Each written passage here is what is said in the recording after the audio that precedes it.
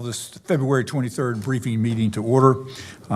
We actually are going to have the second briefing for Thursday, March 2nd, 2023 meeting. This morning we had a actually very interesting winter work session meeting. Started at 9 and actually didn't quite finish by 1 o'clock, and we actually had one presentation that remained, which really was an update from our human resources update. And I see Shannon is here, and we're going to have her complete that first, which will just take a few minutes, and then we will go right to the briefing items for March 2nd. So Shannon. Good afternoon, Commissioners. Ashley's going to pull this up for me real quick.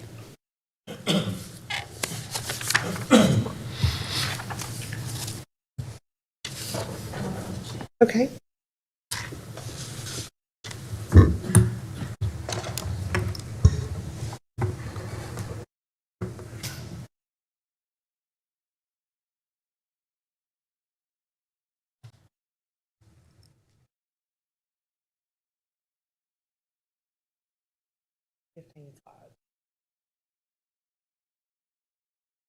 We can do it from the Elmo if you want to. Say again. I don't have. Okay, you can get it.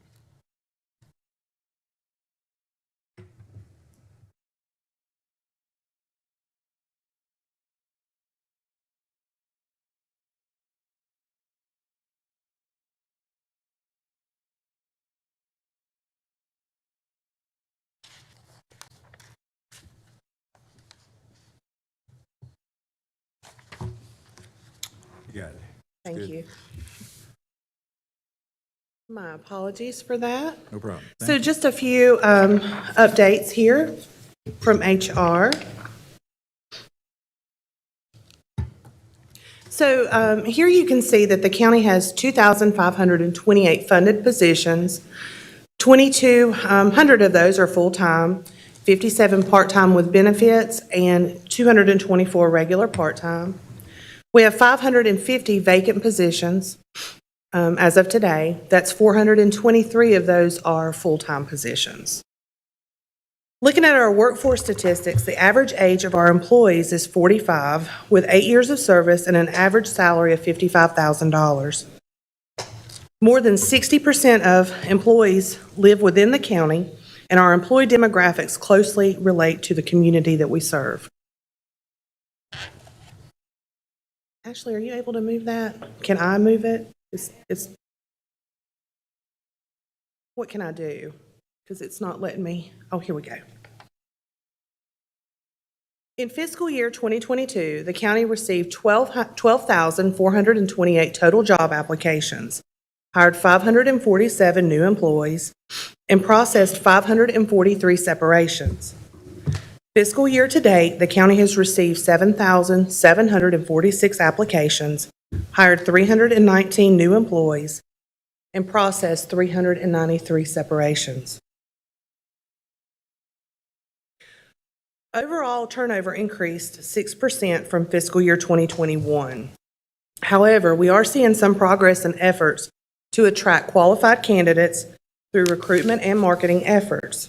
While it will take some time to get good data on how the board-approved initiatives have improved the overall retention and recruitment efforts through HR, we are already seeing benefits in recent changes in applicant onboarding. So the next few slides will show year-over-year visuals of our challenges and strengths as an employer. Okay. So here you can see the total employee separations by fiscal year for the county as a whole, and separation data by the county's largest departments. These charts assist in our efforts to strategically implement methods to retain employees. Total separations were up by 36% in fiscal year 2022 from the prior year. Retirements are included in the total separation numbers here. On the next slide,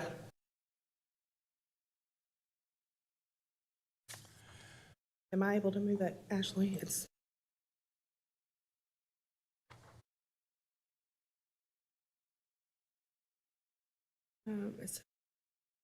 supposed to be total county retirements.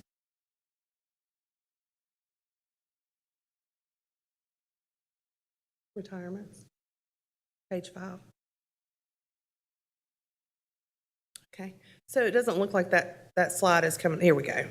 So on the previous slide, we showed total separations by fiscal year. Retirements do make up a part of that total number. For example, in fiscal year 2022, the county experienced 155 total separations. 74 of those were from retirements. The first graph shows the total number of county processed retirements, and the second graph shows a breakdown of our largest departments in comparison to all other departments in the county. For example, in fiscal year 2022, Human Resources processed 74 retirements, and more than 30% of those were from the sheriff's office.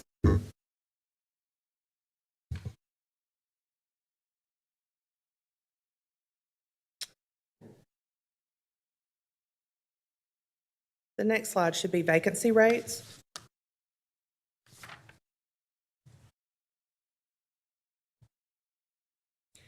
So this slide and the next gives a point and view of vacancy rates segmented by the largest departments. Vacancy and position data was collected as of February 17th, looking back over a period of 5 years. As of February 17th, 2023, the county's vacancy rate was at 22%, with all of the largest departments hovering also around that number. The next slide gives the numerical amount of vacancies and positions as the same point in time. So this slide is a bit hard to read because of the way it's broken down by departments. But here you'll see as of February 17th, the county had 2,528 positions with 550 vacancies. As of the same date, Social Services had 514 total positions with 109 vacancies. And another example is Emergency Services had 62 vacancies out of 280 positions. Each column here shows the total positions, how they have increased or decreased over time, and the amount of vacancies associated with the department at that point in time. Moving on to exit interview statistics. Traditionally, the county receives approximately 30 to 40 exit interviews per year. In fiscal year 2022, we received 99 responses. We do encourage every employee who is separating service to complete the exit interview, as this really helps us to determine our strengths and weaknesses and opportunities. Aggregate data shows that approximately 60% of separating employees left due to better opportunity, quality of supervision, or job burnout.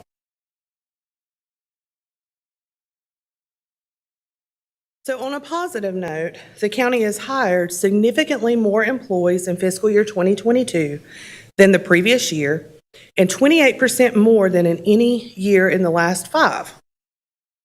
The first chart shows the total number of new hires since fiscal year 2018. The bottom chart shows a breakdown of new hires by the 4 largest departments in comparison to all other county departments. For example, here you can see that Social Services hired 123 new employees, the sheriff hired 90, and all other county departments onboarded 173 new hires. Applications.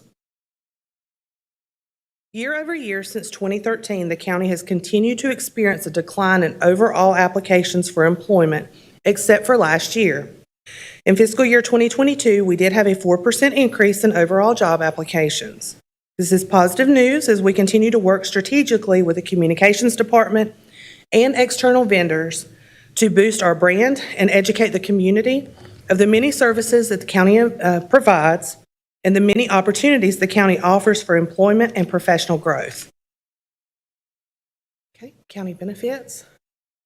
The county's health insurance and benefits plan continues to be the top of the line. The transition to Cigna from Blue Cross and Blue Shield was impactful to employees, as this was a major change, especially from what long-term employees had been accustomed to. But most of those kinks have been worked out and the plan is running as intended. We continue to have an outstanding plan that benefits employees and their families. At present, we have approximately 1,900 employees 300 retirees, and approximately 4,000 members on the plan. We do anticipate anywhere from a 3 to 5% increase as we move into fiscal year 2024. The county's wellness program continues to run as intended, and it is a valued benefit for employees. 78% of employees on the health plan participate in the wellness program. Cohort data shows improvements in nearly all areas, with total cholesterol improvement of 17%, a 33% improvement in triglycerides, a 22% improvement in glucose, and improvements to blood pressure. 61% of participating employees received the weight waste incentive for 2022. A recent coaching satisfaction survey rated the overall satisfaction with coaching at 4.8 out of 5 and showed that 99.7% of participants felt that their health coach listened to their health and wellness concerns. Moving on to county compensation. So the county's goal is to maintain competitiveness in the market and to be viewed as an employer of choice. The board has funded multiple initiatives over the past 2 years to reward and compensate employees. Some of those initiatives were premium pay. The fourth round will be paid out in June. A 5% across the board pay plan changes that occurred in January of 2022. The board continued to fund an annual market study, longevity funding, and pay for performance. Additionally, the board funded a total rewards and compensation project conducted by Lockton. You all also funded significant pay plan changes in January 2023 and authorized retention and recruitment bonuses for detention personnel. So some strategies for next year as we move into the upcoming fiscal year include the annual market study, which is ongoing right now, that is conducted by PTRC, evaluating market data for cost of living and merit, and continued wellness. Currently, the contract is in the bid selection process. We'll also be looking at enhanced health and wellness programming through EAP, Cigna, and the employee wellness vendor to meet the needs of employees. We also plan to launch an employee satisfaction survey in the fall. Okay, and I'll be happy to answer any questions. Good. Could you go back to the exit interview? I just want to make sure I saw what I think I saw.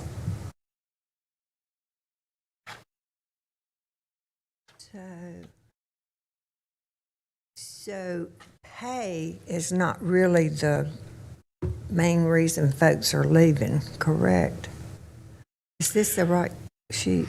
Yes. That's right. It's broke up in two segments. So the top reason is leaving for a better opportunity. However, 24% did say that they would stay for more money. 60% in total said that they have left for the job opportunity, quality of management and supervision, or unreasonable job demands and burnout. So perhaps pay is in that better job opportunity. I think it's sort of bifurcated by 9% left for more pay for the same job. And so you sort of take those two out. People could choose more than one category too, right?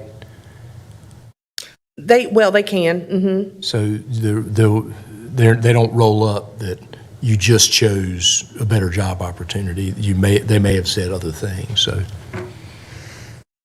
Well, let me ask you, you may have said this at the very beginning when you discussed this slide, but how many of our departing employees, the 500 plus last year, completed this exit interview? We received 99, Oh, you said. which is you an did see- increase. We typically see 30 to 40. We did receive 99 last year. That's only about 20%. The question, how hard is it to get people to do that? So we are making a bigger effort, I guess you would say, to have them come in and speak with us and do it in person. It's voluntary, so some people choose to do it, some don't. It has been more difficult to get the data. We would like for every person who is leaving to complete it. But of course, that doesn't happen. Of the 99 who completed it, did they distribute the job areas that hire the most folks, the ones that you have on these charts? Did you get a pretty equal response among those, or did some particular areas were overrepresented and some under? I can definitely go back and, analyze that data and get more information for you. Because I would assume if you had a reasonable sample of the departing folks from a department, or if you had a lot more from a department, as well as you have these results also divided by departments, you would find areas that get beyond the pay part and really get at, I'm sure every department didn't have exactly the same number with, that's because the quality of management and supervision or unreasonable job demands or, et cetera. And I think that would be helpful because, we've heard from the sheriff, for example, that, very difficult working conditions at the jail, particularly the detention officers, because there is a shortage of folks and there's extra shifts and all these things that go into it, which make it very difficult. And that would be the overworking side. And we've also heard the same issue with our EMS folks, had a session today where the unit hour utilization piece, which is getting up basically 50% higher than desired, which is on the, under pressure cooker situations for much longer parts of your shift. It'd be nice if you had some better data on that, you get a flavor of which of the areas and which jobs and which things going on. And so I know how hard it is to get that data, but an electronic one might be easy at the time, and there might be some ways to capture people before they include something in their.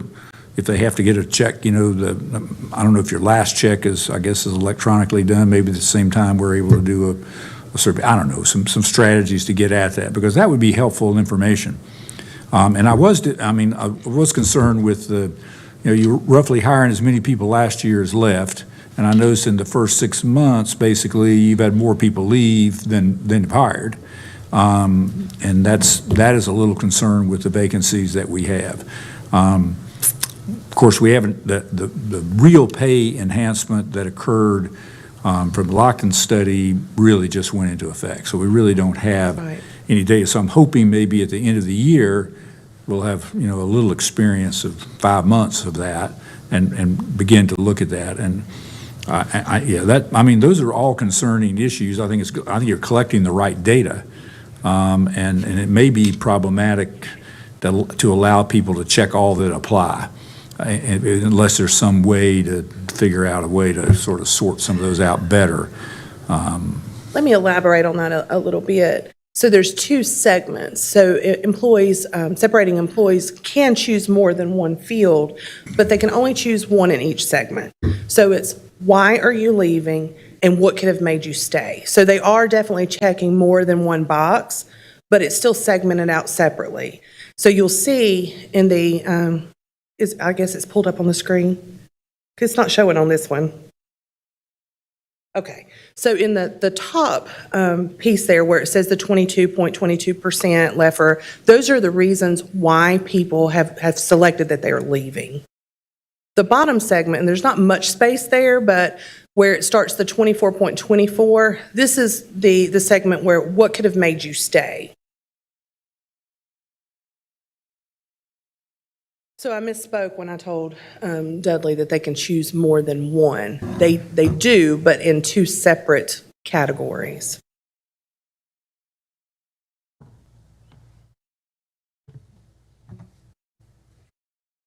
But the largest percent in all of it said that nothing could have prevented them from leaving.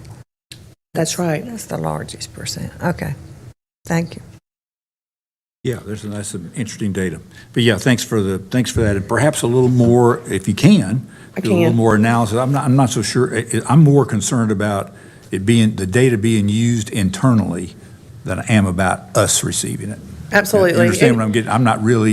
I'm not personally so much interested in it. I just want to make sure that data is being used in a way, at least you got 20% of the people who left, well, not quite 20% of the people who left last year, and hopefully the job, maybe taking a closer look at exactly what our job satisfaction survey, which is getting ready to be done, that's, because some of these very questions need to be showing up on that kind of your sort of your satisfaction level with with management and supervision, demands of your job, working condition questions to get at that. It seems like that should correlate to these kind of things, to these kind of exit interview outcomes.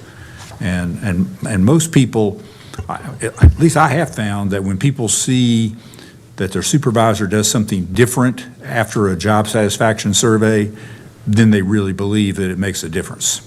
They believe, well, filling out this survey maybe is important because we're changing a process that I identified as being really difficult, or it could be improved a whole lot.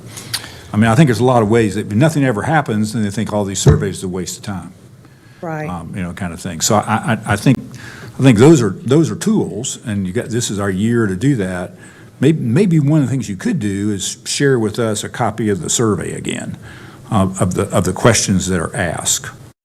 We will Perhaps. do that. I remember seeing. It seems like it's every 2 years we do this, and it seems like I kind of remember the results from 2 years ago. But it's a zillion data points, and maybe I need a refresher on Yeah. that. I'll absolutely get the questions to the board. Yeah, and I want to add that I really appreciate the board's funding the training resources we've got in HR. We, for a long time, we did not have embedded training resources to be able to deal with as directly the management and supervision issues as they arise. And they arise not only from exit interview, but they also bubble up in the annual performance evaluation. Has a place on it where whoever's being evaluated can fully say anything they want to say, and so those comments come to us, and as we look at them, it really highlights things that we might not know otherwise, and so a lot of times we can go to the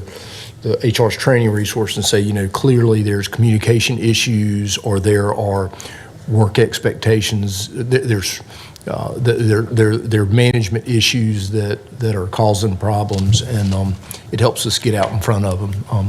So that is helpful. That's good. I mean, those are a lot of ways to get at it, and hopefully those 3 different ways: job satisfaction survey, your evaluation process, opportunity for feedback, and then those people that are leaving. Of course, the people that are leaving, if you're not getting a full sample, sometimes they are just a disgruntled group, and maybe the rest, they just found a better job and they weren't so fired up about it. So I'm not so sure that may be the least effective, but there ought to be some correlation between all that. Yeah. Anyway, thank you. Any other questions? I apologize for I talking don't so have any questions, Chairman, but I would like to say to Shannon, thank you so very much. I've received several emails of appreciation from staff relative to the increases that we have provided for them, and I know that there's some work to do. There's always going to be work. With my experience, several years in HR, I know what a difficult task that can be, but nevertheless, we are here to support you here. And one of the other things, as Commissioner Martin mentioned, I would like to know more about if we paid them more money, how many of them actually stayed?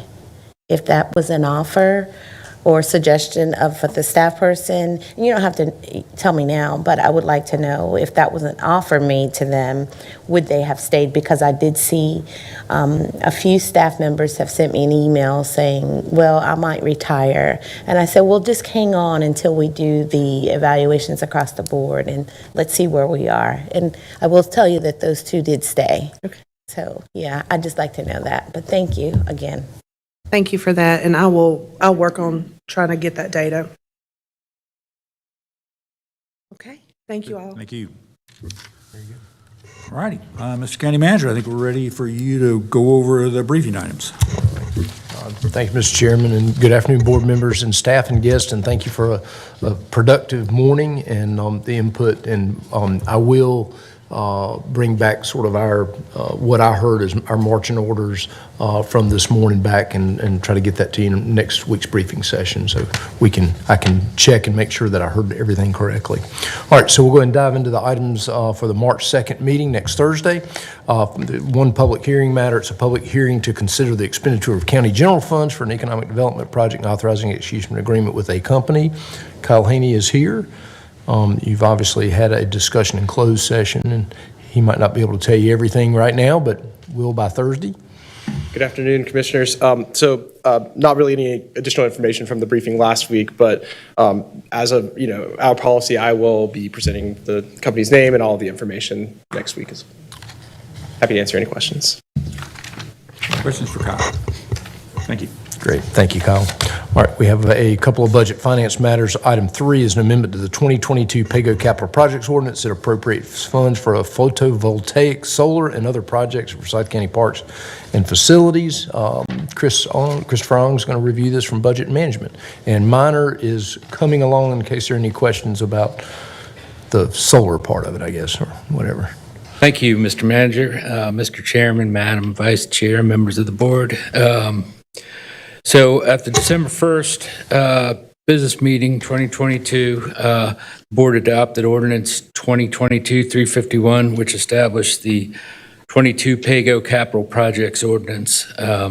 So amongst the projects on the list is the photovoltaic, solar, and other projects at county parks facilities, of which there was $100,000 listed in that for that project. And so basically, this request is to amend the 2022 PAYGO CPO by moving these funds out of the budget reserve into capital outlay, which signify your formal approval of the project. And if you have any questions about the project, Minor's here too. And Minor is actually sort of chairs our sustainability work group that we have, and he will be working on these projects. They should come to you. They may be at a level when they come in that it doesn't require board approval.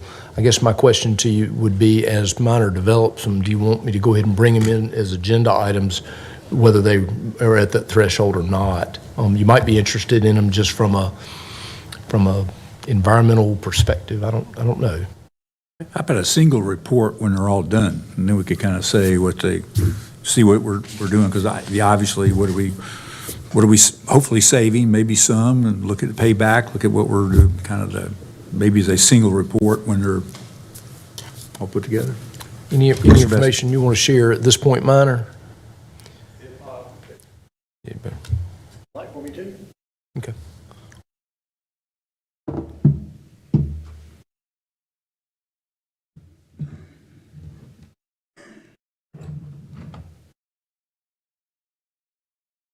Hit share.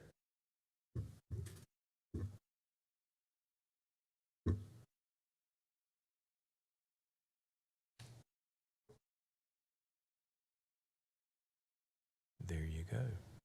Okay, so I'll be brief. I didn't prepare much information. Let me start at the bottom and work up. So what we're looking at for the location that we're considering for the first photovoltaic solar project is the maintenance building at Tanglewood Park. It has a large roof facing southwest, and it is not shaded during any time of the year, as best we can tell. And so this is a ground level view of that location. And this is an aerial view looking down on the building. The rooftop is approximately 100 feet by 200 feet. So the side facing southwest is about 50 feet from the peak to the drip line and 200 feet long. It's more than large enough for a significant photovoltaic solar array. It's actually large enough for one that was much bigger than I think Duke Energy would ever agree to let us install or that we could afford. And within the park, this is where the building is located. On the far left, you can see the Yadkin River. The area that's looks like a desert is actually the winter grass on the golf course below the building. And then on the far right, you can see the clubhouse, and upper right, you can see the swimming pool, just to let you know where within the park it is. So we currently have a 10 kilowatt solar array on the parking deck right down the street, and it's been in operation for 2 years. So we have 2 years of real data that we've been watching and observing and analyzing. And that system has generated over a megawatt per month average. Obviously, it's going to generate more electricity in the middle of the summer than it does in the middle of the winter. But it's generating about $1,200 worth of electricity per year.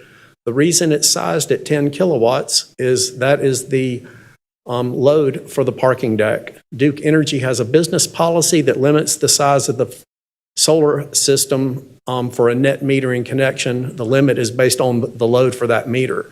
So there's a lot of space over there that we could add a lot more solar panels, make a lot more electricity.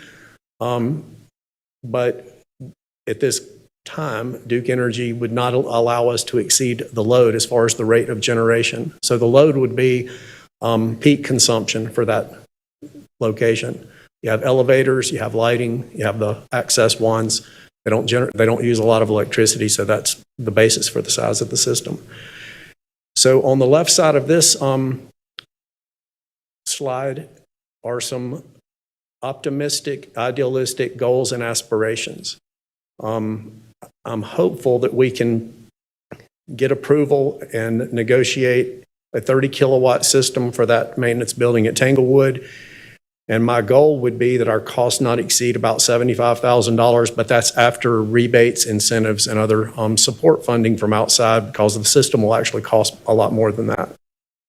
If we're able to do that, it should generate just over 46 megawatts of power a year, worth about $3,700. The current power bill for that building is $1,100 a month on average, which is just over $13,000 a year. And I'm also hopeful and intend to include in the request for proposals recommendations for and cost for battery storage capacity to go with these solar panels. In the near future, the room that they call the hub is for Tanglewood, with electronic equipment for communications and internet access and other things, is going to be relocated to this maintenance building. And once that happens, I think it would be valuable to have significant battery storage so that we could have seamless operation of all that equipment, because currently it is my understanding there's not a generator at that building. And if we needed to transport one to that area in the case of a power outage, having a battery backup would give us an extra day or two to be able to do that. So we've been inside the building, outside the building, power meters easily accessible. Barring any unforeseen site-specific characteristics that make the job difficult, I think it's a good place for our next system to go. But we have already looked at a couple of other alternate locations that could be alternates or future locations for the next systems that we might want to consider in the near future going forward. Can I ask you one question? And it really has to do with the Duke Energy's sort of threshold, sort of this cap on what the amount of solar cells that you could put up, to use. And who regulates that? The energy, does the legislature do it, or the regulatory agency do it? It's my understanding that it's a business policy by the utility company. It seems like the Utility Commission would have some involvement with it, though. Yeah, that's what I was getting at. think, Yeah, because obviously it could be cost prohibitive to do a lot. I understand that, and the payback is slow, without a doubt. But it looks to me like that Duke Energy would be very happy to have additional electrical power to offset their demands. So the parking deck is currently using about 3 to 4 times as much power as the solar panels are generating.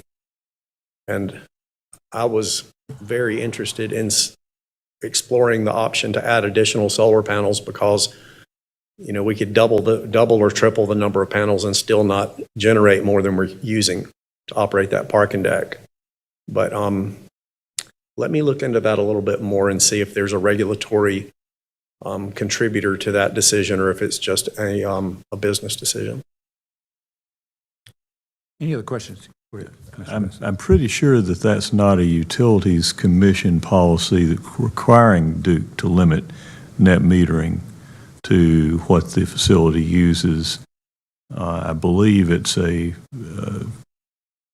utility preference to limit that, and one that I think the Commission without additional statutory requirement authority could mandate a change to that. I know that there has been advocacy on behalf of less restrictive net metering policies for some years. So I have not spoken to anyone that has a lot of technical expertise that could share with me a reason that that would be necessary. Duke will say that the reason is they don't want to generate peak net metering that they say is not reliable on a 24-hour basis. But that's why you need utility scale battery storage. Anyway. Other questions for Minor? Thank you very much. Thank you. Thanks, Minor.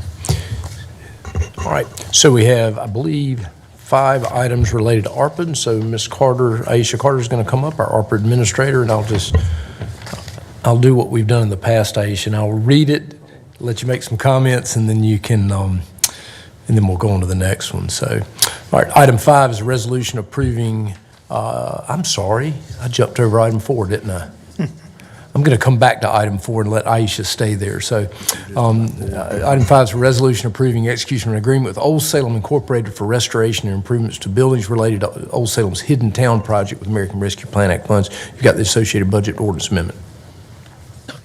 Good afternoon, Commissioners.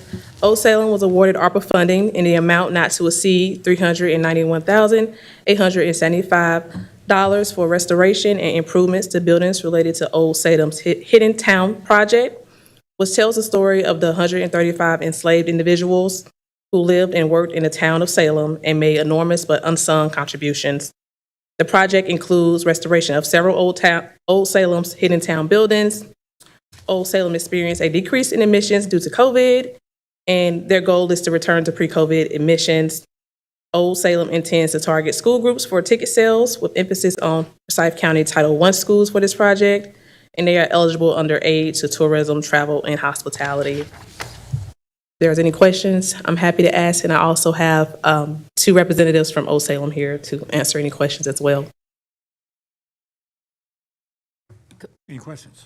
Chairman Martin, I do have a question, well, a couple of questions, but we may be able to just, continue, because I know that we have quite a few things, and I just really need to get clarity based on being a new commissioner. But I will say, just in full transparency, that I very recently resigned myself from Triad Cultural Arts as a board member so that I did not have any legal conflict of interest as it relates to my advocacy around this project with Hidden Towns.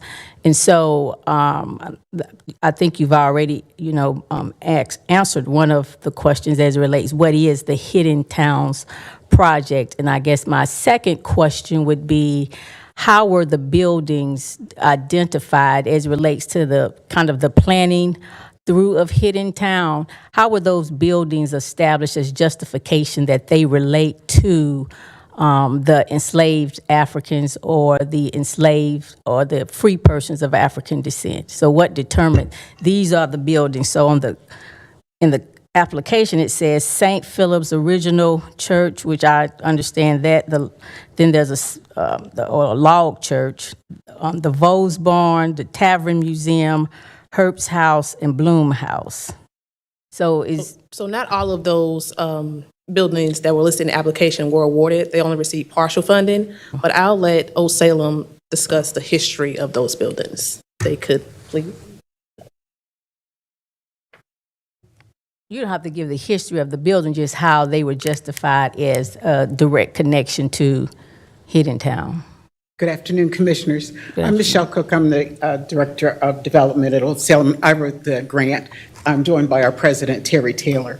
So, Commissioner Woodbury, Yes, the ma'am. St. Philip's Log Church, you already spoke to. Yeah.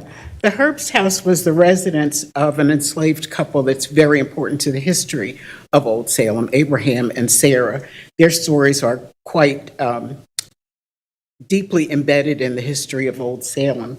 The Bloom House was a print shop. There was an enslaved man who lived there. His story really was that it was prohibited for him to learn a trade. but his owner taught him a trade. So his business grew out of that. So what we were trying to do was to identify the buildings that were most closely tied to the Hidden Town Initiative and the 135 individuals whose stories we tell. As you heard, we did apply for almost $800,000 in funding and received about half of that. So it was really in concert with the staff, the county staff, that we decided which buildings would be priority for us. So which ones are the priority, I guess, based on what you've just said? Yeah, those are partially funded. So the St. Philip's, The Log Church was not not. funded as a part of the project. The vault and the Herbst House. The Herbst House was, the Bloom House was, Salem Tavern. the Salem Tavern was. That's it.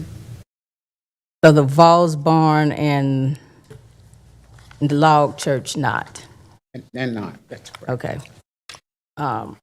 So I guess my next question would be just about the connection that you all have had to the Shotgun House Initiative, which if you look online at your information about the Hidden Town Project, it is definitely a part of the narrative around what makes up Hidden Town. And I think it definitely conveys a more comprehensive picture around what Hidden Town is about. So as you perhaps know, the Happy Hill neighborhood was born out of the town of Salem. We've had a very close working relationship with the Happy Hill Neighborhood Association. The Triad Cultural Arts has been a part of us. The director of Triad Cultural Arts and the director of the Shotgun House Project, a former employee of ours, Cheryl Harry. She was the director of African American programming at Old Salem. So we have historically worked together. Our board member. And she is a current board member. Yes, Thank you, Carrie, I'd forgotten that. Thank you.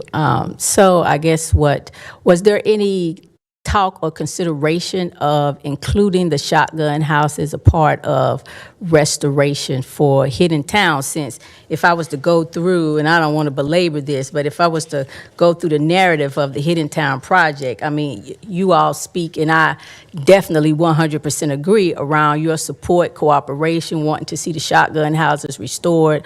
I'm just wondering why not include the Shotgun Houses as a part of the restoration buildings. So the Shotgun Houses are not a part of the historical district. The buildings that you see in the proposal, the ones that the county is going to help us fund, are actually Old Salem properties. The Happy Hill neighborhood sits contiguous to Old Salem. Again, we are strong partners. We've worked together, but we don't own those buildings. We have no connection to those buildings. And quite honestly, no one ever came to us with even a conversation about those buildings. Although because we don't own them, we couldn't have asked for funding for them.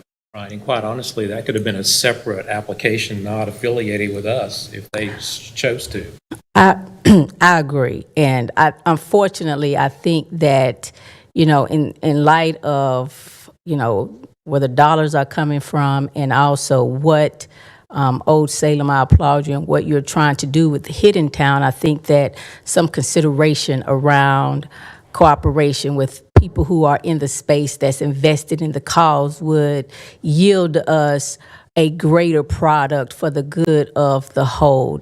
And so I would say that, the Shotgun Houses, although not a part of the historic part of Old Salem, doesn't negate the fact that we're trying to build capacity in our community around what happened with Hidden Town. And so I don't think, and Aisha could speak to this, that kind of precludes, Old Salem from saying, well, we want to, also include the renovation to the Shotgun Houses if there was a desire.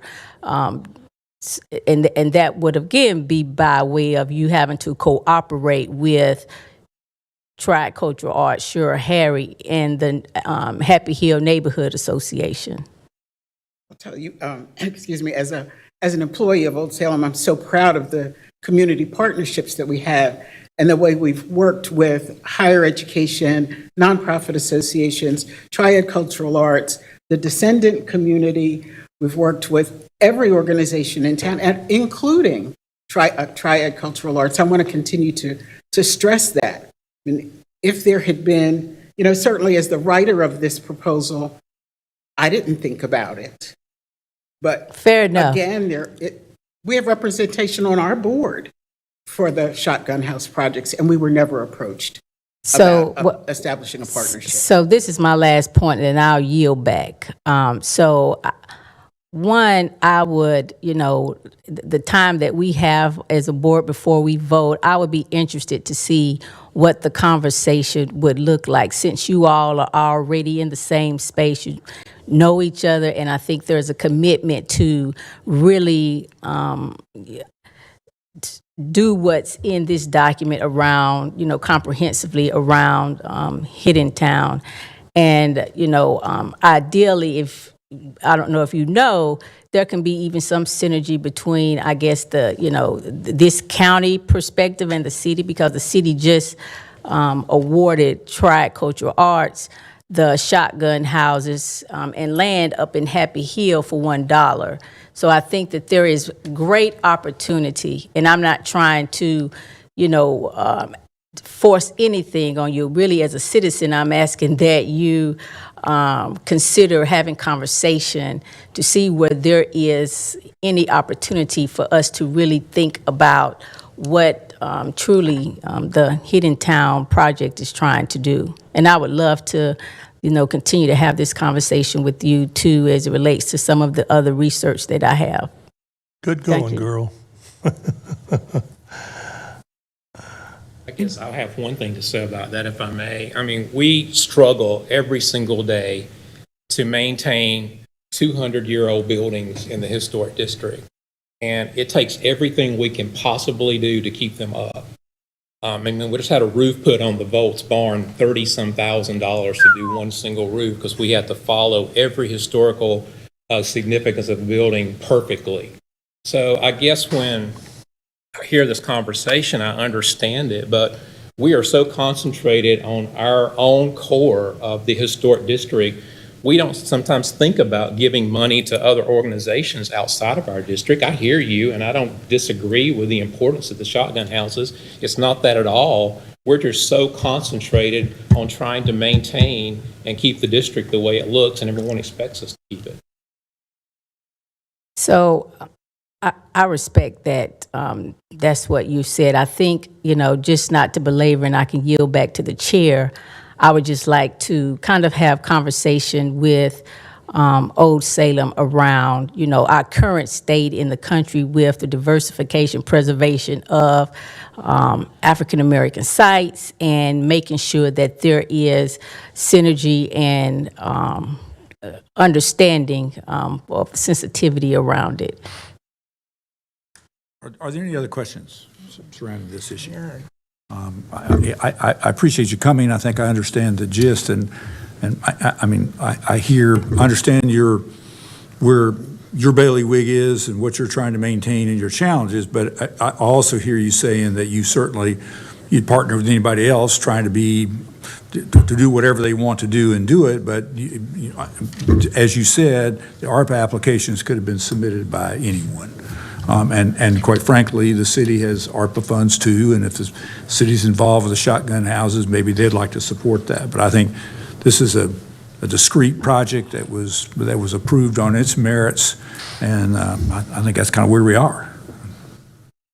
All right, one other comment. Sorry. For the $300,000, I'm assuming that you had a larger ask, but you only have $300,000, so you were only able to do those projects that you've already previously described, and you're going to be able to utilize all of the funding, correct? Yes. Okay, thank you. Yes. I appreciate you guys And being we here, so have that was gone to- helpful. We have gone to other sources for the additional funds. Okay, fair enough. We have a Thank you. laundry list of each building and the needs of each one of those buildings. And after we understood the appropriation, we went back with our staff and went through, well, what's the top of the list that needs to be done? Certainly, I gotcha. Thank you. Chairman, before we step away, we can't leave without thanking the county for its continued support of Old Salem Museums and Gardens, what you do to make this county better, our city better, make Old Salem better. We're very grateful for the support. Thank you. Thank Come you for what see you us. do. Thank you. And Mr. Manager, did we miss item 4? We did. I'll come back to it after Aisha finishes up. Yeah, I caught that as I moved along. I apologize. Agenda item 6 is a resolution authorizing execution agreement with Legal Aid of North Carolina to support its economic justice initiative, and it's got an associated budget ordinance amendment. Aisha. This agreement with Legal Aid is in the amount not to exceed $380,235 for the Economic Justice Initiative project, which is seeking to broaden its homeownership preservation work through a supplemental Winston-Salem-based pilot initiative called Stabilizing Homeownership and Opportunities for Wealth, or SHOW. SHOW's objective is to prevent the financial exploitation of vulnerable homeowner communities recovering from the pandemic through 1, community education and outreach workshops, and 2, legal advocacy practices. Legal Aid will provide services to vulnerable and socially disadvantaged homeowners struggling to make housing payments in Forsyth County, particularly East Winston-Salem. Any questions about that? All right, thank you, Aisha. Item 7 is a resolution approving execution agreement with Community Care Center. This agreement is for the Community Care Center for Forsyth County in the amount not to exceed $431,142 to hire a full-time licensed clinical social worker and a full-time mental health counselor to increase annual behavioral health interactions from 1,169 to 1,800, an increase of 631 interactions. Also, assist in recruiting volunteer psychiatrists and expand the adult behavioral health services, which provides free medical and dental care for economically disadvantaged residents. Community Care Center provides a free and charitable clinic located in Qualified Census Tract 16.02, which is East Winston-Salem. And of their patients, 35% of patients live in qualified census tracts. 75% of patients have household incomes below 100% of the federal poverty level, and all patients earn at or less than 200% of the federal poverty level and lack health insurance. Any questions about that? All righty. Item 8 is a resolution authorizing execution agreement with the Shalom Project for the Flourish program.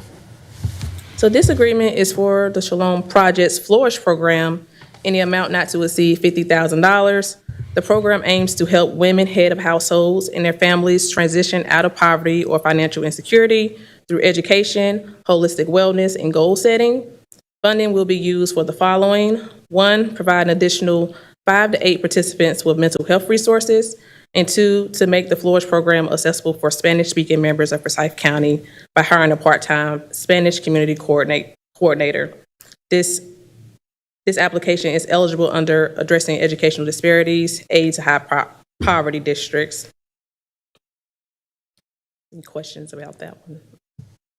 So, Chairman, if I may, I did have some questions and some reservations. However, with all due respect to staff, I won't get into the weeds on that. But what I'm wanting to see, and I think that we have controls here in terms of those constituents that they are helping. I know that they aren't open for a full capacity schedule, so I don't know what this program is really going to look like. But again, I'm looking forward to seeing the outcomes for those constituents, and hopefully this program will help.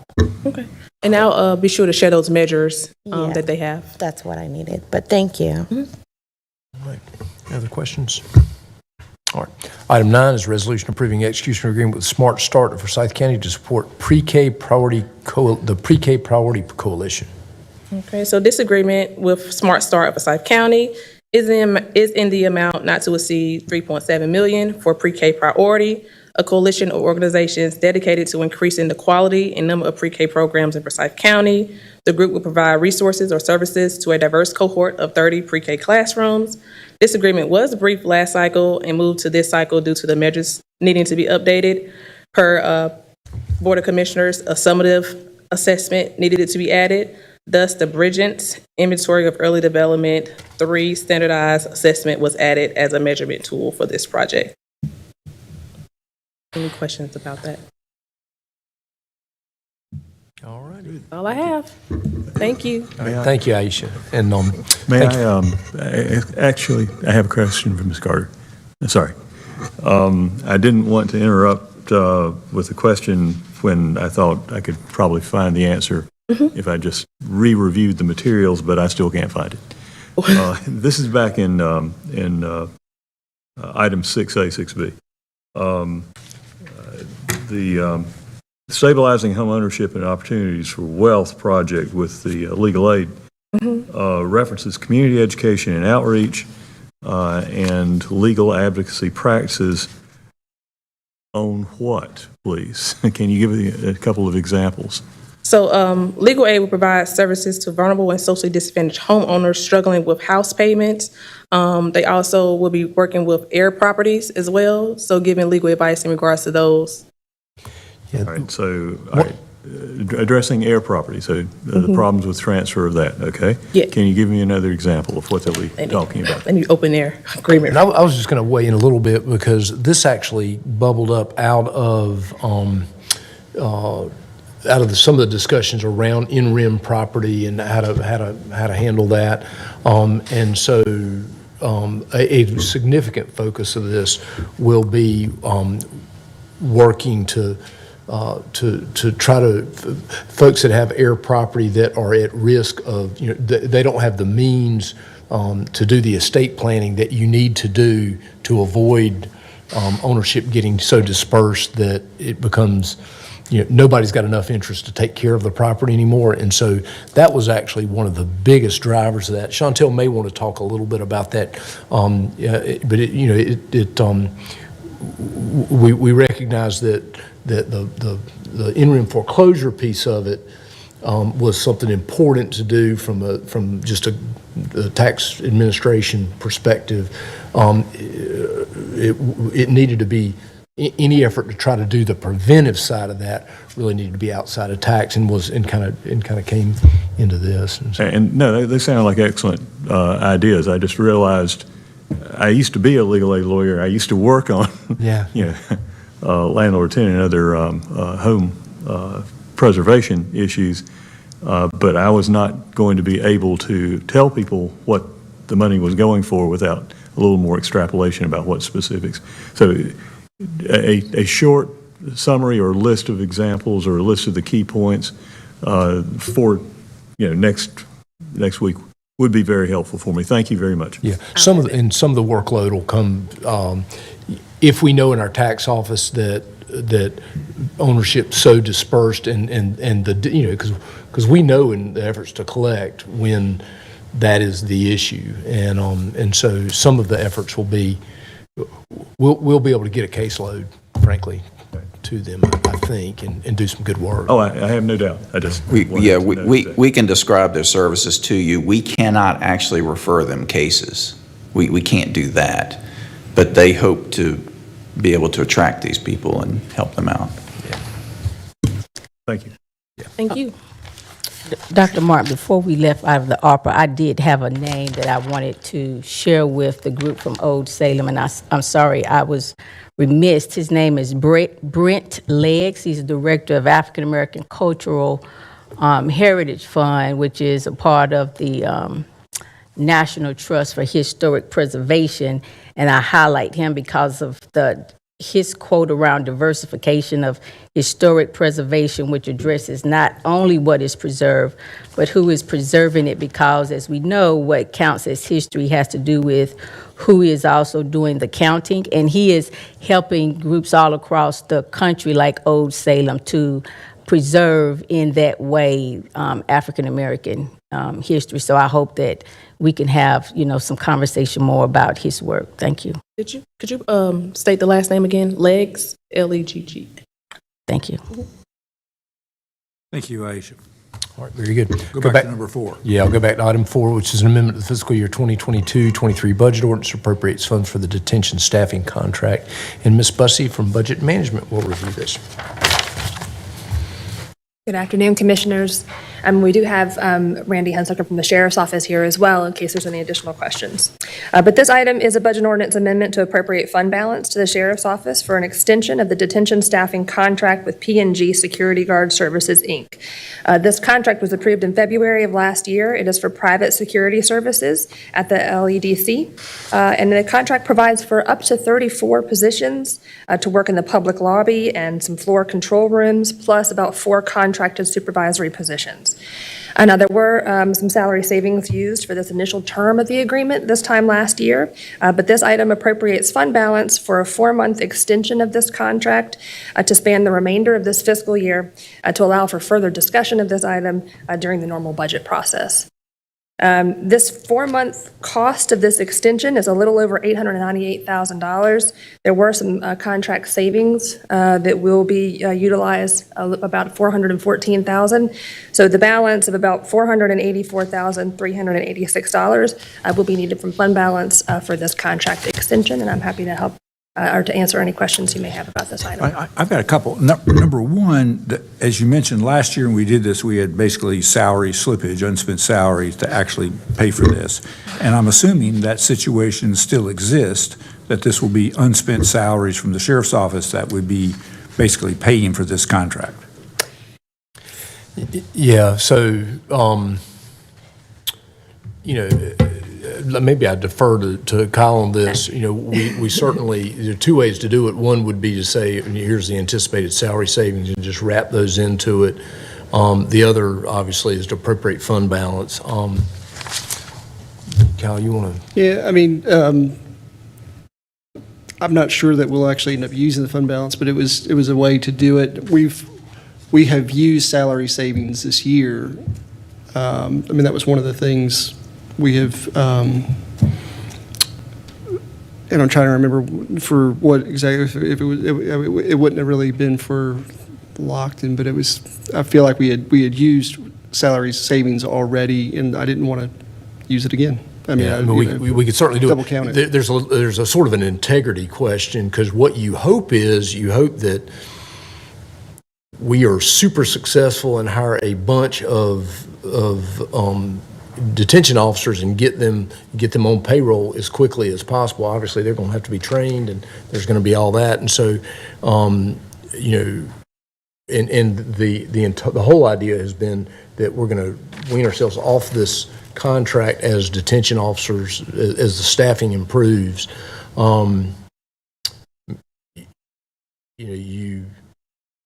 Well, it seems like if that were to happen, if we were to be so fortunate, then basically we would have the ability to reduce the contract with the agency that we're working with and be able to kind of realize it's not dollar for dollar because their positions are more expensive, but it would be a way to balance it. What worries me about this is that what this is that we don't know what it's going to cost us in terms of additional, and that it may end up being costing additional money to get through the remainder of this year just for salaries. And there is a chance of that, and I think that's really why Kyle went the direction you went, because there is a chance you actually could use some of the fund balance.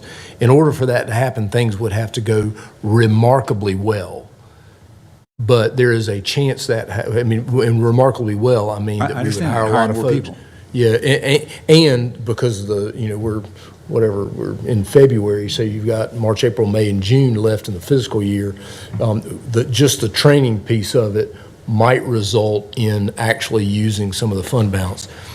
So that I think is sort of as Kyle and I talked about it a long time ago when we first started talking about it, was, okay, well, let's appropriate fund balance. Do I think we're going to use it? No. If we did use it, it would be a good thing, because it'd mean a lot of our problems have been solved. So, yeah. But the fund balance is part of this item. Yeah. Under the supporting document, it says that we would appropriate fund balance for 4 months contract. Yeah. So yeah, you are the revenue source that we are recommending is fund balance.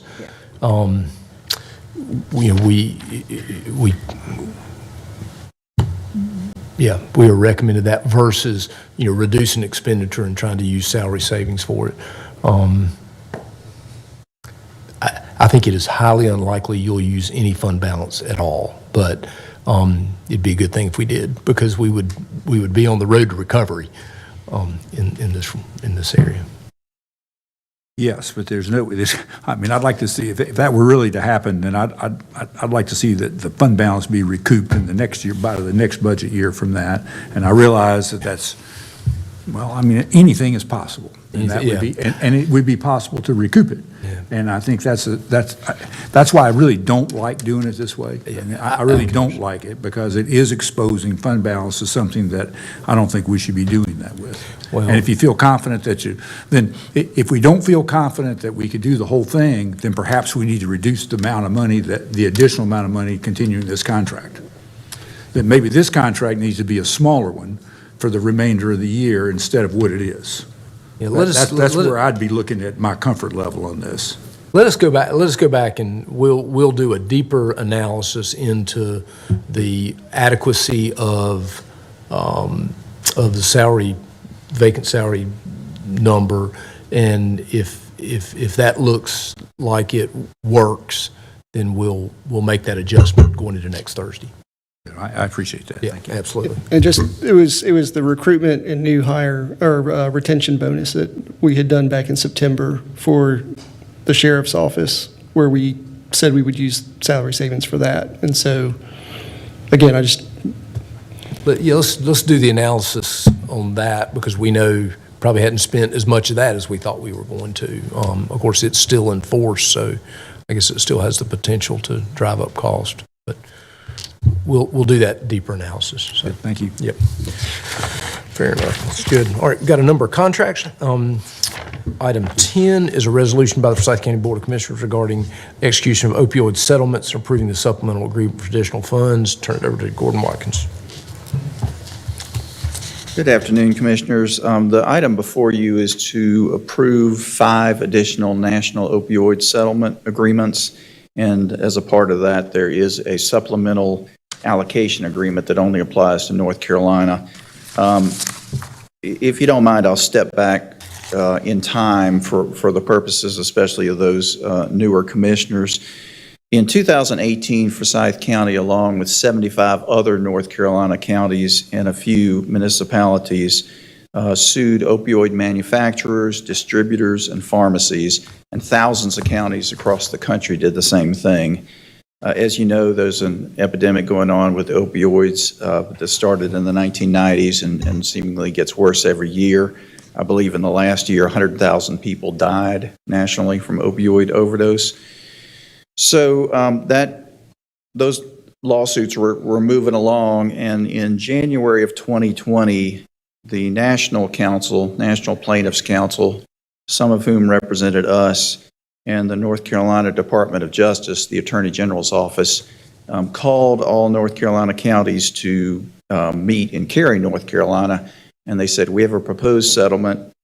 It's $18 billion across the country, and counties are going to get 15% of that. And by the way, you need to sign this in the next 2 weeks. And at that meeting, I suggested that that was not a good settlement, and that the NCACC could put together, the North Carolina Association of County Commissioners could put together a committee who could represent local governments. And so Kevin Leonard of the NCACC did that, the 555 committee, which consisted of 5 county managers, 5 county commissioners, and 5 county attorneys.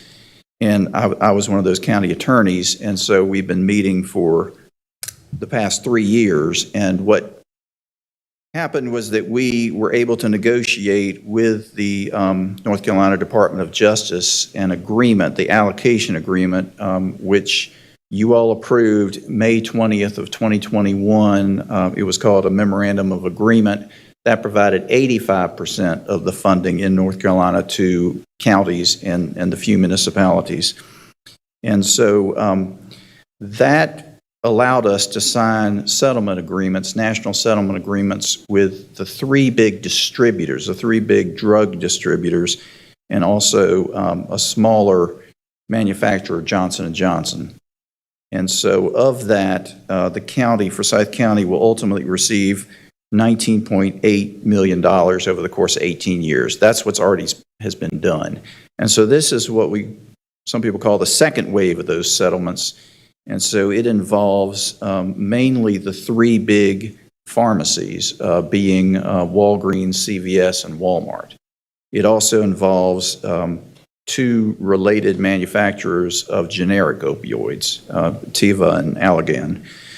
And there was also, you didn't have to approve this because it was a bankruptcy, but there's a Mallinckrodt bankruptcy that was in there too. So what you're approving, what I'm asking you to approve today is settlement agreements with those three pharmacies and two manufacturers, and also the supplemental allocation agreement. The reason we need the supplemental agreement is because the original agreement specifically related to the defendants that were settling and also to any bankruptcy cases.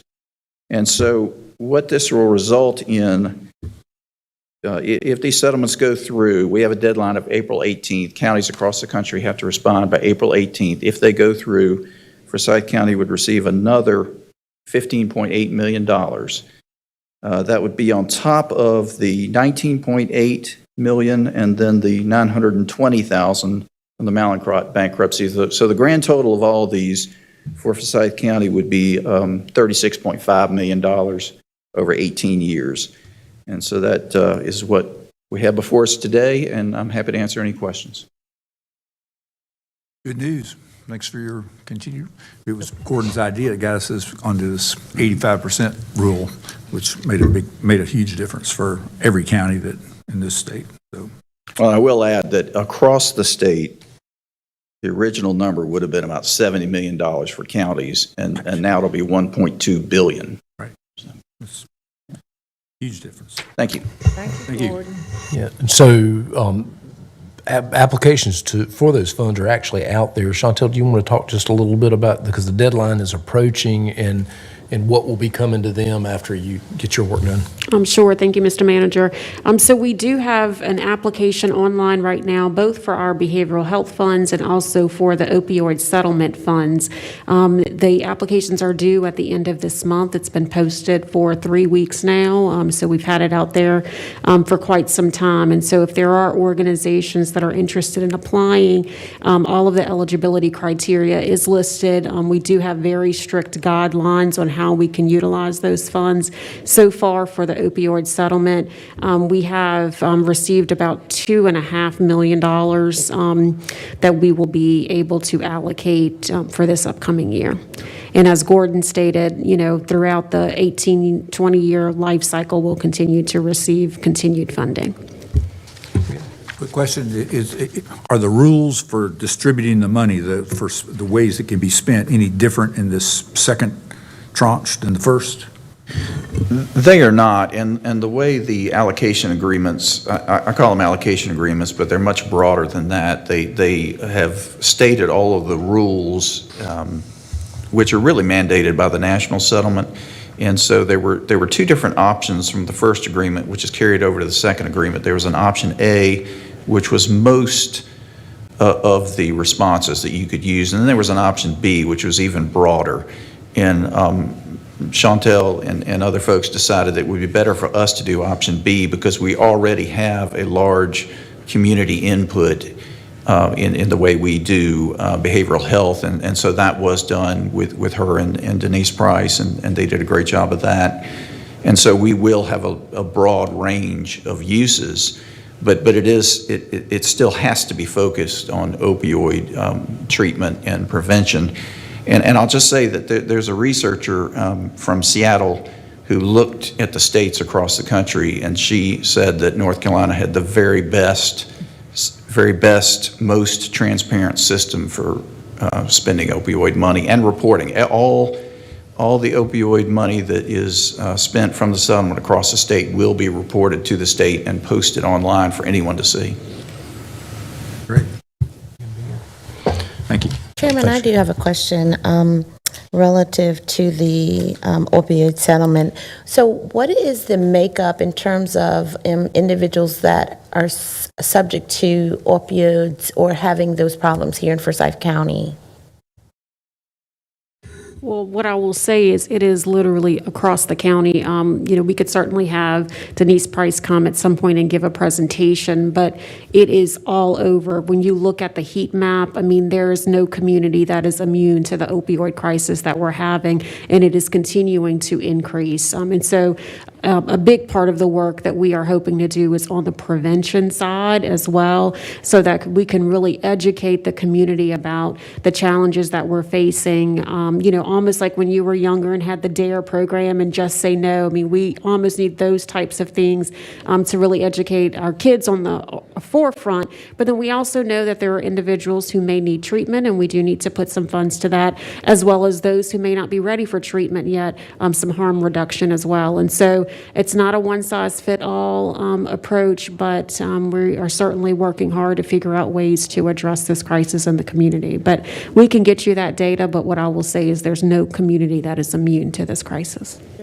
And I'll just add to that this is a problem that affects everyone. It affects underserved communities, but I will say on our 555 committee, and these are people who speak openly about this, there's a commissioner who lost a son. I remember. And a county manager who lost a son. And so this affects everyone. But of course, yeah, I'm just thinking through the district that I serve, and this is new to me in terms of the opioid crisis in our area, that's potentially in our area, knowing that there are so many other entities of drug addiction that happens in the my district. So yeah, it's just something, but thank you for sharing, and I'll look for that report. Thank you, Chairman. Our approach really is polysubstance. I didn't know if that. Oh, yes. I mean, it's polysubstance because we know that, when individuals a lot of times are facing an opioid crisis, they usually also have a mental health crisis. They may also be on other types of drugs as well. And so as Gordon stated, we chose option B so that we would be allowed to address all of the issues and the whole person as opposed to just one specific area. But we do have to focus with these dollars on opioids, understanding that we would be allowed to address the whole person as well. Great. All right. Any questions on that? All right. Item 11 is resolution authorizing the purchase of contraceptive devices and pharmaceuticals with Title X Family Planning Services. Joshua Swift, our Public Health Director, will review. Good afternoon, Commissioners. The item before you is a purchase order that would allow the Department of Public Health to utilize federal Title X funding to purchase long-acting reversible contraceptives. And the purchase order is in the amount of $129,612. And this purchase is being made using Medicaid 340B pricing. Do you have any questions? Is that bid? Excuse me? Do you bid to get the vendors to spend the money? Well, no, this question came up, and we went to the state. The state goes through the 340B process, and that is the lowest possible bid price. And there are three vendors that they source this from: Amerisource, Theracom, and Cardinal. That was not in our advanced materials. No. In fact, there was sort of a blank. There's sort of a space, so maybe, I don't know, maybe something's missing there, or maybe I missed it. Okay. I didn't see, it just said, it didn't say the vendors that were. Yeah, so it's, we can have that added if you would like. Well, it doesn't, I'm okay, as long Yes, as that's the requirement, I'm good. Yes, sir. All right. Thank you. Thank you, Joshua. All right. Item 12 is resolution awarding and authorizing execution of an agreement with Wake Forest University Baptist Medical Center to provide wellness services. Marcy Jackson with HR will come up and review this.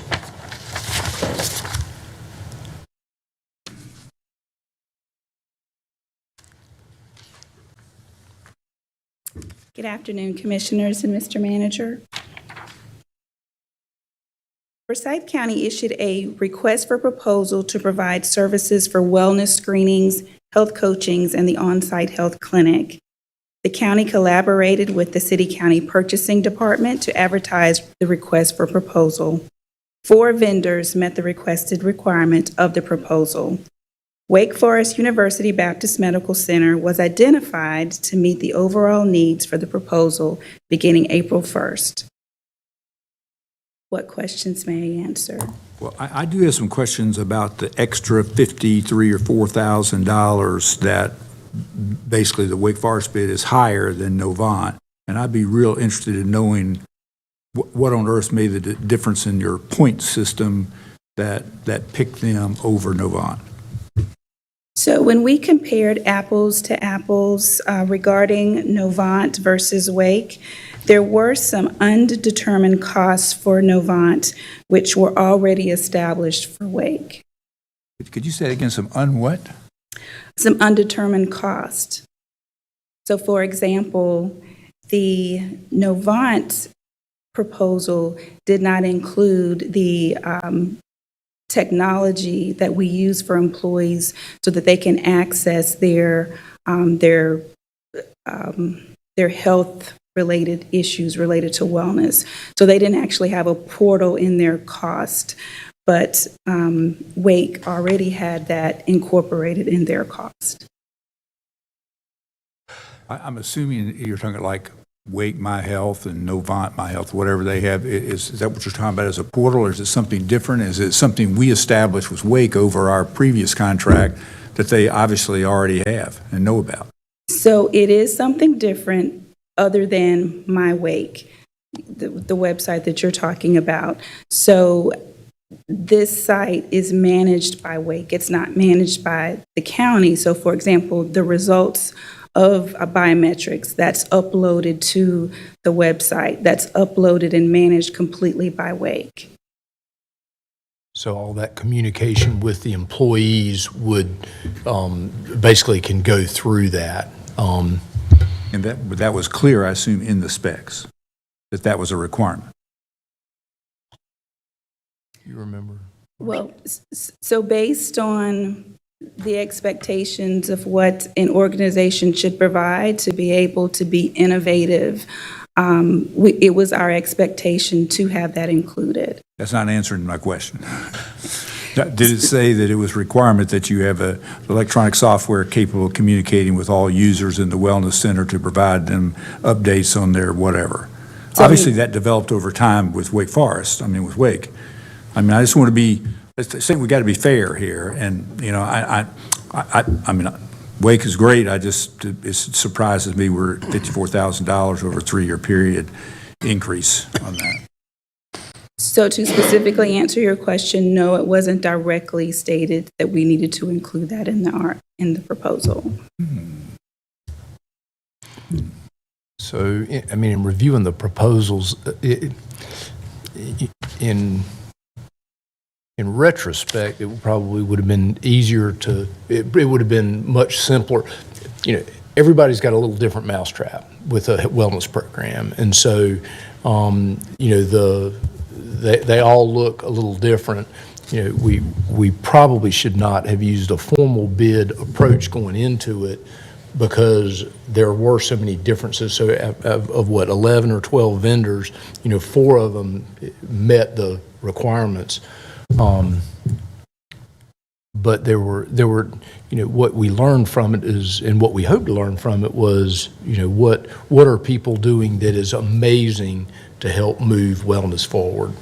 And so, I understand that everybody has a different mousetrap, but the requirement to have a mousetrap should be the bid spec. And then it would have been a requirement that Novant provide describe their mousetrap.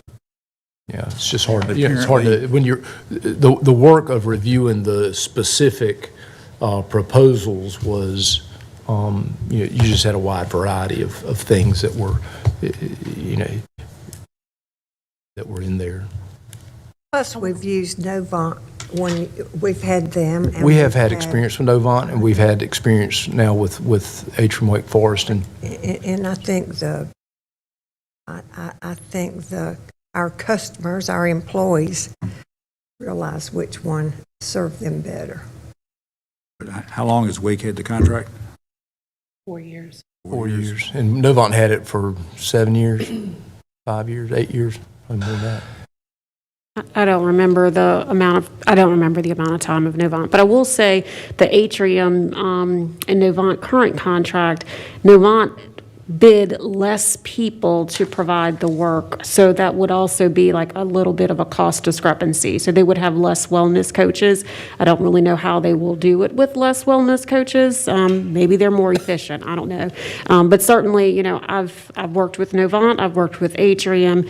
Atrium's contract has primarily been through the kind of crazy COVID times, and they have risen to the occasion. But on the business side, Atrium has been, in my opinion, more customer-focused than the experience we have had with Novant.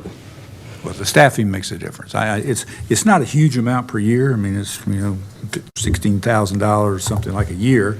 And if there's an identifiable staffing difference, I can kind of understand it, but it really does get into and I do agree that the specs can't get down to that level of details, but, well, it can. It can get down to having the mousetrap. It can get down to an expectation of this level of service for employees in some way. But quite frankly, if some of the work is providing group sessions for various kinds of whatever it is, then you can have 10 or 15 and you probably don't lose anything in that, depending on your models. But in individual coaching, if there's a wellness coach, for example, there would be a caseload, I think, and that could be in the specs. I guess I personally don't like, as you all know, rating scales that allow subjectivity to enter into the fact that the employees like them better, so we'll break them higher so they get the bid is not a fair bid. But I think it's a service bid. We don't even have to bid to start with, I guess. I mean, you can make an argument that way. Why do we even bid it? It's kind of like, why do we even bid it if we're basically going to pick Wake? I don't know. I'm just getting at the. I think moving forward, you definitely can bid it, and you definitely want to compete it. Maybe do that less formally.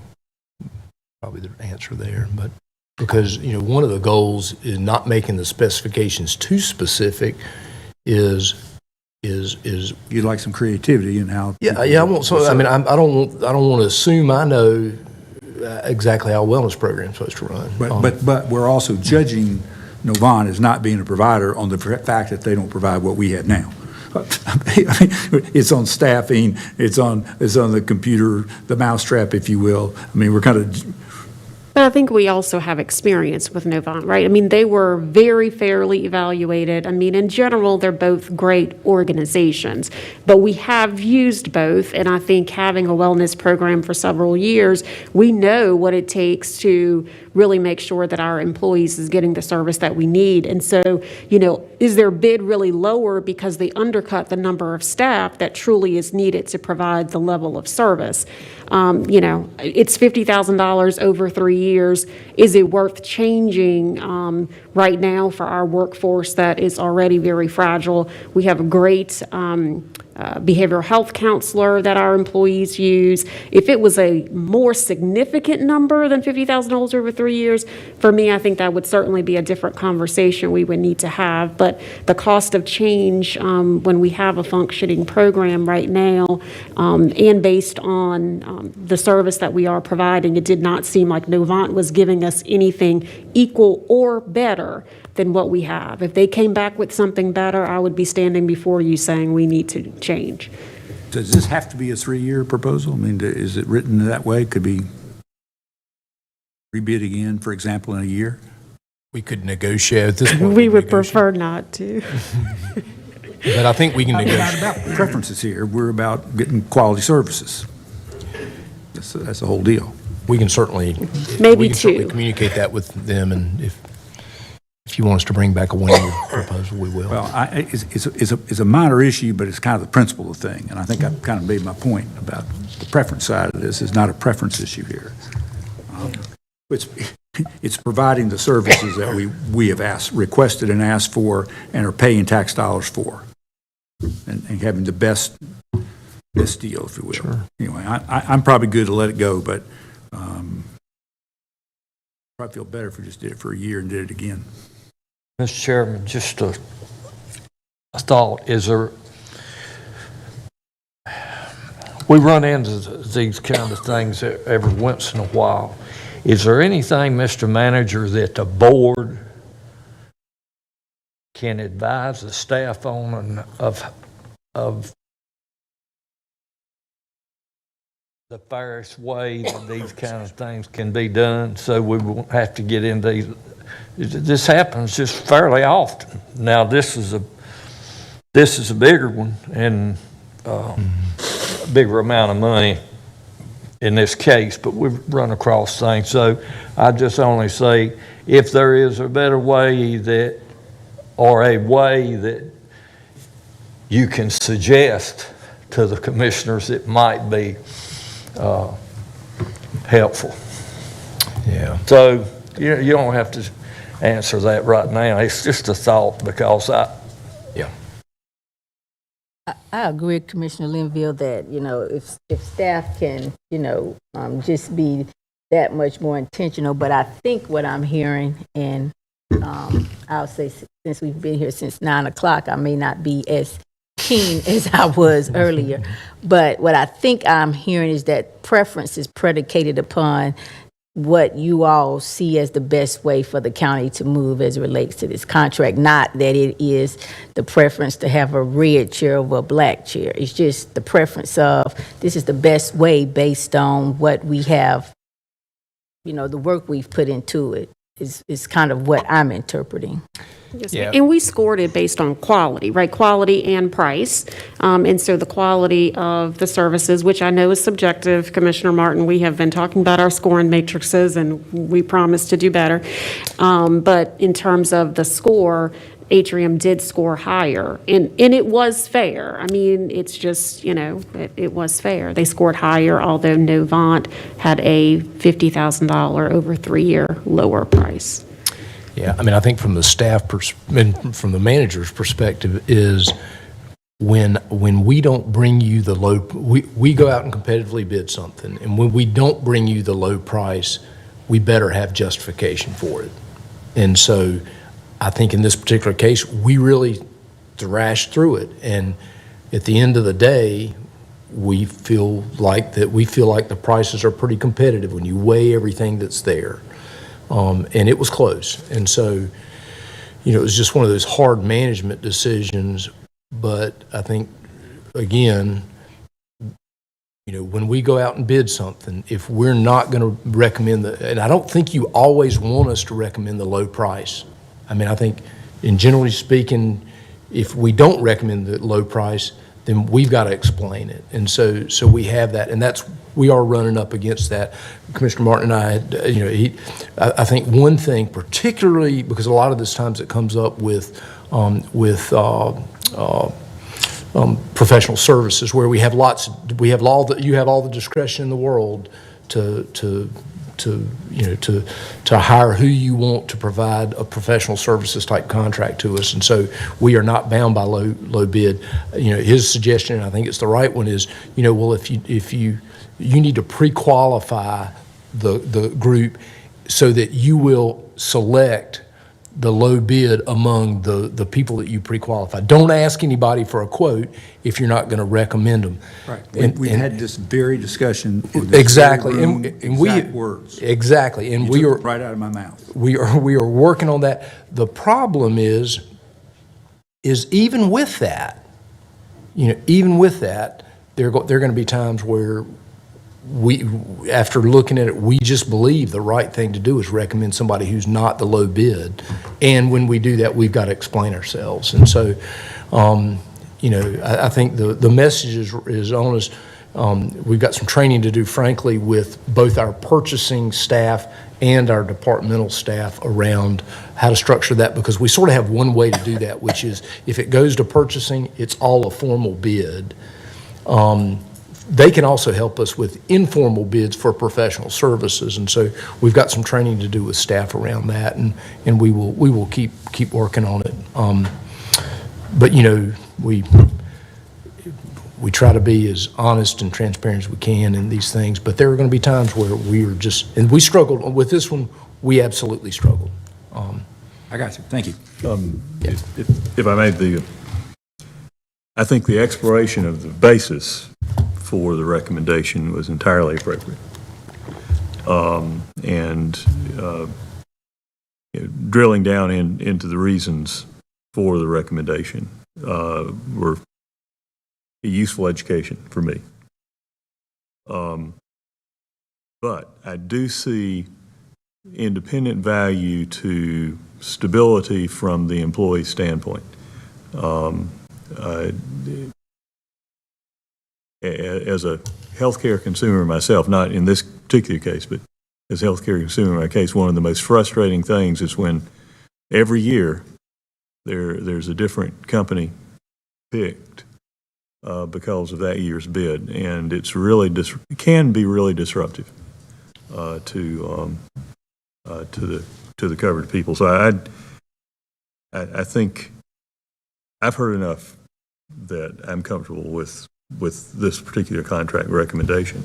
But, you know, I didn't get there until we got the detailed response to I hear you. the chair's question. So, thank you. All right. All right, Chairman Martin, if I may, I have a clarifying question just to confirm. I think we talked about this the last time as well, and thank you for being here. I appreciate you helping us through our questions. But my question is relative to the staff. The staff is not paying for any of the services, correct? Whether they have insurance or not. They're not paying anything, right? In fact, they get an incentive for participating. They actually get a reduction Yeah, in no, their I didn't know insurance if they costs. were, I just wanted to clarify whether or not they were billing the healthcare insurance, and I just wanted to be sure of. Well, that they weren't doing that. I think it's a little more complicated than that. There is an employee premium that they pay into the internal service fund for all this. And then, but that is, and so they do pay a premium for their insurances. And then the insurance, these dollars are paid out of that internal service fund, so. But I think to answer her question, when employees utilize the wellness clinic and the screenings and all of that, they do not pay, and none of that is billed to the employee directly. Correct, That's yeah. right. And I wanted to make sure that it's not billed to their health insurance either. No, ma'am. Right. Okay. Yeah, we've essentially bought a block of clinical time and effort on behalf, and we believe that it saves money. And I think our experience, which I'll get with you kind of. I mean, and we can talk about this, Shannon, on another setting, but just to think through, now I'm going to try to play devil's advocate, because if they are paying through their health insurance, could we offset that co-payment or the co-insurance or whatever? It's, some of the insurance companies or the insurances have a wellness program outside of the additional one that we're providing. So again, we can talk through it. It's not today, but just something to consider. But thank you for answering the question. Thank you, Chantel. All right, thank you. All right, appreciate it. All right, so we're about to wind it up. We've got some interesting project stuff. James Anderson's going to come up and he's going to talk about moving a couple of capital projects forward. Item 13 is the fleet addition project that kind of accommodates the schools, and then he's also going to talk to you about Public Safety Center upfit project. So, good afternoon, Mr. Chairman and Commissioners. The item before you is a resolution awarding a contract to Dreambuilt Incorporated to provide general contracting services for the addition at the fleet maintenance facility. This was a traditional delivery method project using design bid build, and the project will add 5 bays, an office, and a part storage room for the school system's white fleet maintenance. And we've formally bid this through City County Purchasing with bids received on January 20th. From 5 contractors. Dreambuilt, a MWBE firm, was the low bidder at $939,700. The second low was WC Construction, also an MWBE contractor, at $992,000. And then MWM Construction at $1,037,550. Magnolia Construction at $1,107,350. And Bar Construction at $1,211,000. Dreambuilt is a woman-owned company, and they have committed to a 24% MWBE participation on the project, exceeding our 10% goal. And additionally, the resolution establishes a $50,000 change order contingency. I'd be happy to answer any questions. Any questions? So really, one of these, we got good competitive bids out of this, which suggests that marketplace is moderating a little bit, I guess. Would you agree with that, James? So it did come in over what our estimate was. Unfortunately, the steel market is still, quite stressed at the moment. And then the subcontractor market is hitting us pretty hard on mechanical, electrical, plumbing prices. Yeah, but they were really tight in terms of their numbers, which is good. It was good to see the bids being that close. It gave us reassurance that even though they're higher than anticipated, we are receiving competitive bids. Yeah, absolutely. I would interpret that way. All right, public safety project. All right. The next item is for the Public Safety Center upfit project, and this amendment authorizes execution of the design build amendment with Davy Construction. The project includes upfit of approximately 10,000 square feet of space on the third floor of the Public Safety Center for the sheriff's administrative offices and also a real-time intelligence center. Davy Construction has submitted a guaranteed maximum price of $1,401,057, which includes a 3% design builder fee. Total fees for design and construction are not to exceed $1,489,057. Davy Construction did competitively bid the subcontractor packages and has committed to a 24% MWB participation for the project. The resolution also establishes a $75,000 contingency for change orders, and I'll be happy to answer any questions you might have. Questions? All right, thanks, James. All right, and our last project, item 15 is a resolution selecting a landscape architectural firm and authorizing execution of a contract to provide landscape architectural services for the Horizons Park Multimodal Nature Trail Project. Chris Weevil. It's a mouthful. It is. Got to explain multimodal. I was going to do that. I'm going to ride your multimodal, whatever. All right. Good afternoon, Commissioners and staff. I will give you a little bit of background on multimodal, but this is a 2016 general obligation bond project. So we've had this project on the books for a while, so we're here to get started on the design and development.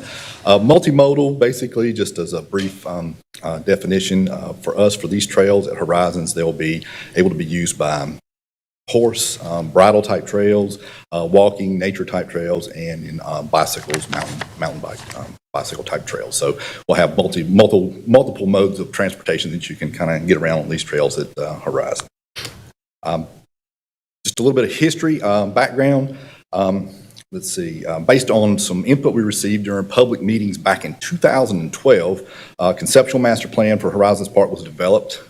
In October of 2012, the board approved a resolution adopting the Horizons Park conceptual master plan. On November 8th, 2016, voters passed a $15 million bond referendum for parks and recreation facilities. 70% voted in favor, 30% against. $2 million in Horizons Park improvements were identified as part of the referendum package. In 2017, the Horizons Park Conceptual Master Plan was updated to include a timber management plan. The updated Horizons Park Conceptual Master Plan identified three main project areas: trails, as we're talking about today, administration building renovations, and pond development. Just a little bit of background too, Horizons Park is our second largest park by size, so we've got a little bit of development to do there. We've got some space to do it in.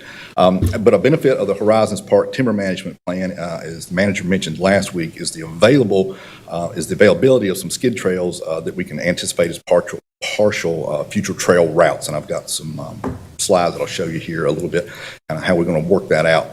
A project budget of $750,000 was established for the project to design and construct 6 to 8 miles of single track trail and vehicular parking at the site. It's about 100 acres that we'll be working on the north side of Memorial Industrial School Road.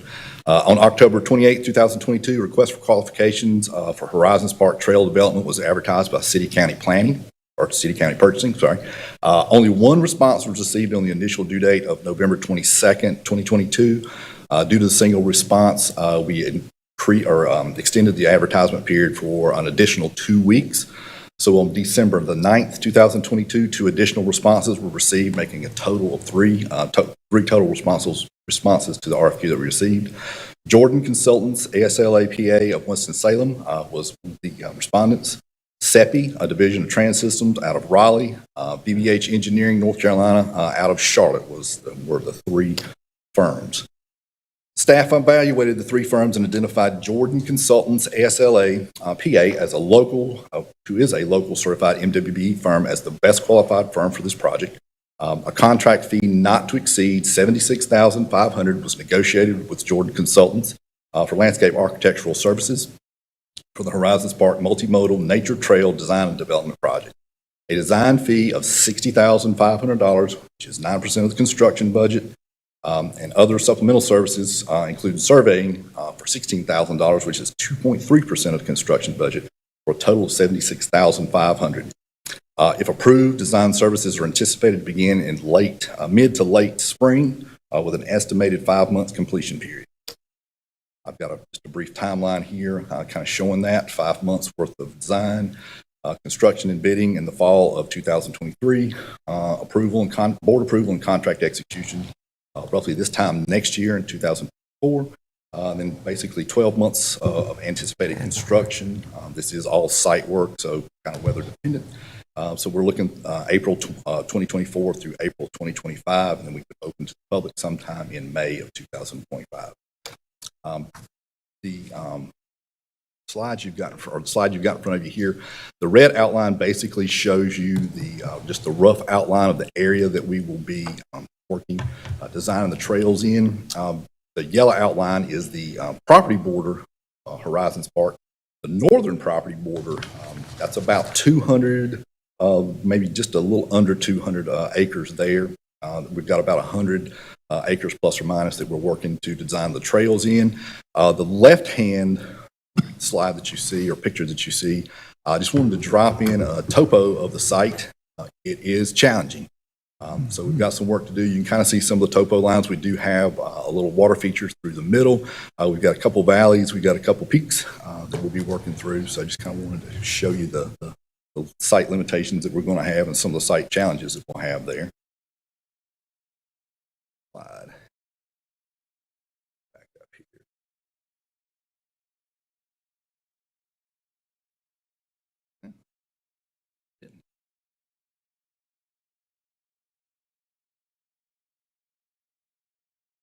Apologies. The last slide that I had there just kind of shows you some of the differences that we're hoping to have with the horse trails, the walking trails, the bikes. Kind of the right-hand picture there shows what we kind of, the concept of what we intend is to have, multimodal folks, on the trails, whether it be horses, bikes, walking. The north side of Horizons Park is completely undeveloped.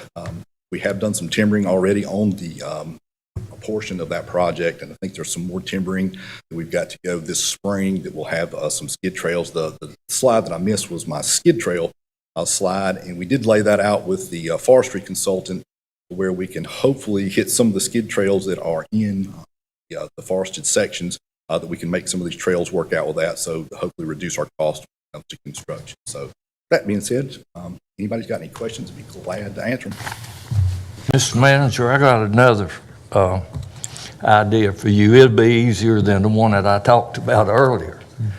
When they get this done, it looked like it was one of the places there is pretty wide. I go check it out, and if it's wide enough for a vehicle, when we get those electric vehicles, you can take one of them out there and check it out. All right, all right. The multimodal is going to include electric vehicles too? Mr. Chairman.